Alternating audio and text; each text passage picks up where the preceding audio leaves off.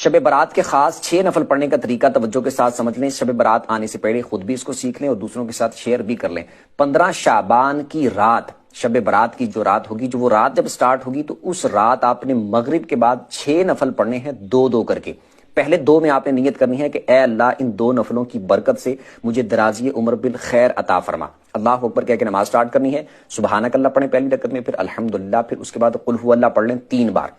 رکوع سجدے کر کے 1 رکعت، اس کے بعد دوسری رکعت میں آپ الحمدللہ پڑھیں، اس کے بعد پھر 3 بار قل ہو اللہ پڑھ لیں، رکوع سجدے کر کے التحیات پہ بیٹھ جائیں، التحیات پڑھ کے درود پڑھ کے دعا پڑھ کے سلام پھر کے 2 نفل پورے کریں، اور اس کے بعد پھر آپ نے 21 بار قل ہو اللہ پڑھنی ہے، یا پھر 1 دفعہ سورہ یاسین پڑھ لیں۔ اس کے بعد پھر آپ نے 2 رکعتوں کے لیے کھڑے ہونا ہے، اس میں آپ نے نیت یہ کرنی ہے کہ اے اللہ ان 2 نفلوں کی برکت سے میری بلاؤں سے حفاظت فرما۔ اس کے بعد آپ نے اسی طرح سیم جس طرح پہلے میں نے بتایا 2 نفل پڑھنے ہیں، سیم اسی طریقے کے مطابق۔ پھر یہ 2 پڑھنے کے بعد آپ نے پھر 21 دفعہ قل ہو اللہ پڑھ لینی ہے، یا پھر 1 دفعہ سورہ یاسین پڑھ لینی ہے۔ اس کے بعد پھر آپ نے 2 اور پڑھنے کے لیے کھڑے ہونا ہے، اس میں آپ نے نیت یہ کرنی ہے کہ اے اللہ ان 2 نفلوں کی برکت سے مجھے اپنے سوا کسی کا محتاج نہ کرنا۔